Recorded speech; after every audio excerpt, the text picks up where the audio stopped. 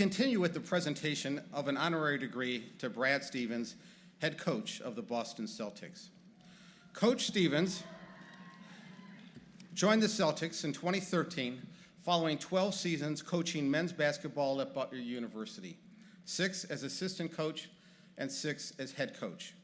At Butler, Brad achieved a 166-49 win-loss record, 4 regular season championships, 3 tournament titles, and 6 trips to postseason tournament play.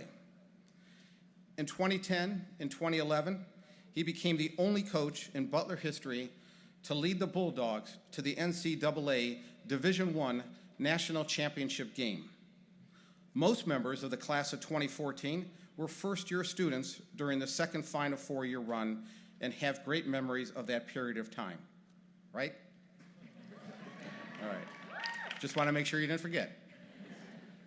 Exposure from these unprecedented back-to-back Final Four appearances had a tremendous impact on Butler's national reputation. This positioned the university to make subsequent moves to the Atlantic 10 and Big East conferences. Coach Stevens rewrote the NCAA record book for best coaching starts by wins.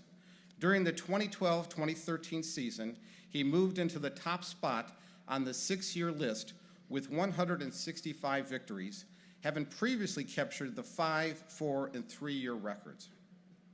Butler University is pleased to honor our former coach and colleague, Brad Stevens, whose drive, focus, humility, and pursuit of excellence helped bring Butler University to new levels of prominence and pride.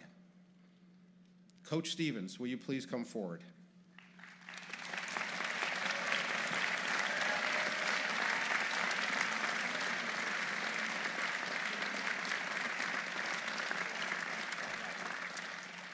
On the approval of the Butler University Board of Trustees, and by the authority vested in me, I confer upon you, Bradley K. Stevens, the degree of Doctor of Humane Letters, honoris causa, with all the rights, privileges, and responsibilities thereto.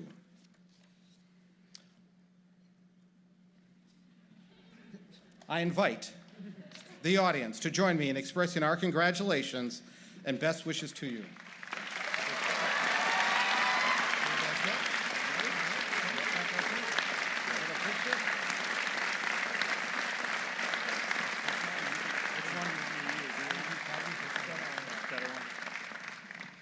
Okay, I don't follow orders as well, but it is obviously an honor to be here, and I'm pleased to share this day with you, especially Eric and Kyle and Jared Todd and people that I worked really closely with. It's really special to be here.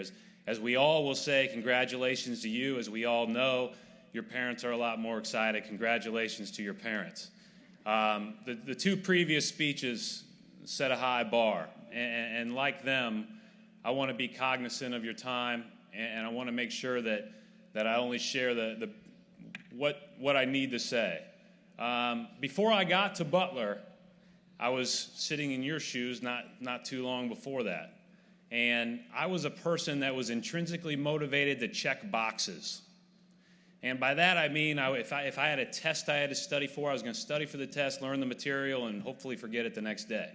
If I had a grade that I was trying to get, I was going to try to get the best grade that I can get, and then I was moving on to the next class. If you had a job you're applying for, you're trying to get the job. I was intrinsically motivated to get this degree, to achieve this result, to check boxes. And one of the things about being at Butler was that I started to learn the value of learning and learn the value of growing. And a lot of you have heard me talk, and you've heard some of my favorite books that I like to refer to, and Mindset being one of them, where you value growth over trophies and those type of things. But it really had a huge impact on me when I started becoming a learner instead of a box checker.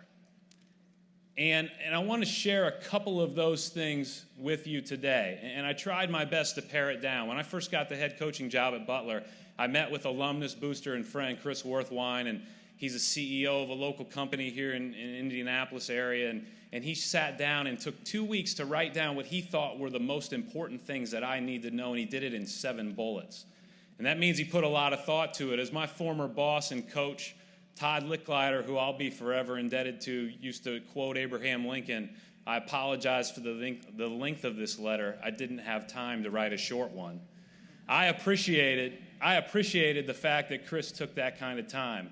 And although I may ramble on a little bit here, hopefully it's shorter rather than longer. But I wanted to share with you, as I reflected back, just a few things. Number one is, when I first got to Butler, the thing that was most noticeable on the wall was a huge, huge sign of our core values and standards.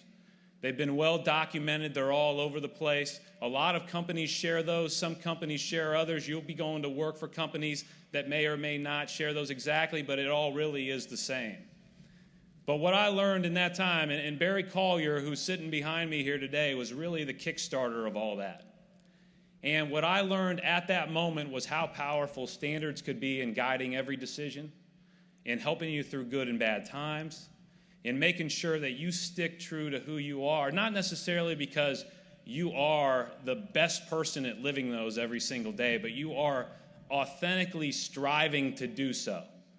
You're doing that within the context of you. You're doing that to help your organization. You're doing that to grow your organization, make it the very best it can be. And it takes me to the second thing I wanted to share with you, and that I learned over time, and it was hard in the industry of sports. And I just participated and was a part of a season that didn't go very well. And it was really interesting because my day-to-day approach didn't change because of what I learned at Butler. And I share with you the second thing is, don't let your attitude be controlled by the circumstances. And I thought Deb had a great line about believing through anything. You are going to have great days, great success, huge wins, and those could be your biggest challenges moving forward. Because how you handle that may be more of a character revelation than anything else. But also, you're going to have some really tough days. And you're going to have things that challenge you greater than you think you can overcome. And I'll tell you this, the times of biggest adversity, at least of the groups that I've been a part of, have also been the times when the trampoline's the bounciest. And you're going to rise, and it's going to be what you look back on and really remember and reflect on that you're so proud of, that you persevered through those lower moments. I challenge you to, in fact, I'll leave you, not leave you, but when you get out of here today, I do want you to take 6 minutes and look on YouTube and just type in the word grit. And it talks about how persevering through any circumstance to achieve what you want to do is not only possible, but very likely. And it's done by Angela Duckworth, who's a University of Penn professor, and it's an incredibly motivating thing to me, and I hope it will be to you. The third thing, and this is the tough part, right? The magic's in the work. Like, you've got to work. You've got to grind. There's going to be tough times. You know, I sit back and I was talking to Eric Fromm's mom today about the theory of 10,000 hours, and you can't truly be great at something until you work for 10,000 hours on that. I do think you can be pretty darn good at it before that, don't get me wrong. But the one thing that you've got to do is you've got to figure out what's important and just practice that deliberately every day. And again, this is less of advice, but just more of what I learned and some of the things that I didn't do a great job of.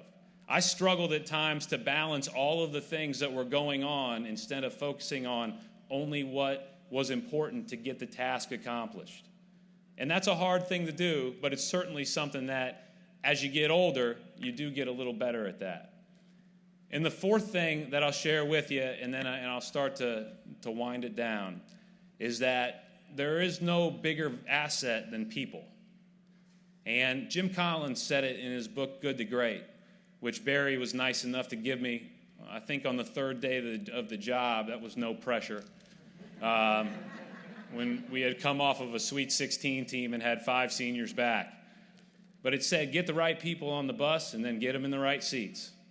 And that is so true, and it proves itself true over and over. And I challenge you to be this, because a lot of the same personality types may have a different impact on the room. And I challenge you to impact the room with great energy.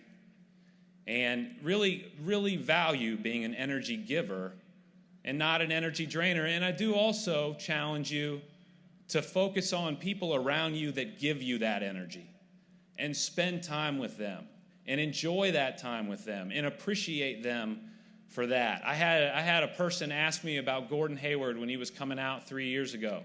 Does he raise the energy level in the room? Does it stay the same? Or does he lower it? That's a powerful question. And without a doubt, those of you that I have met, and certainly at the times when you've been bouncing up and down next to me and screaming at the officials who all deserved it, you guys had the energy level that raised the room, and I appreciate that. Hey, I should have said something. There's other people that I should have singled out, and I can't take the time to do it all, and I am so thankful for this opportunity to get this degree. But I do have a question, Ari. Does the fake Brad Stevens get a real diploma? I got to figure that out. Anyways, last thing I'll leave you with. When you do decide at time to move on to whatever's next, the advice that you'll get is don't look behind. Only look forward. Don't look in your rearview mirror.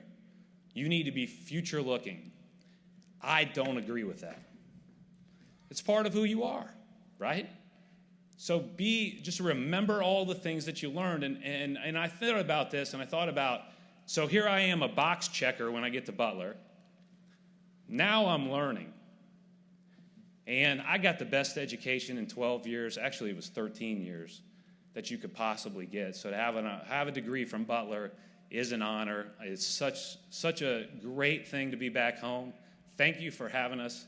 And we're rooting hard for the Bulldogs in Massachusetts.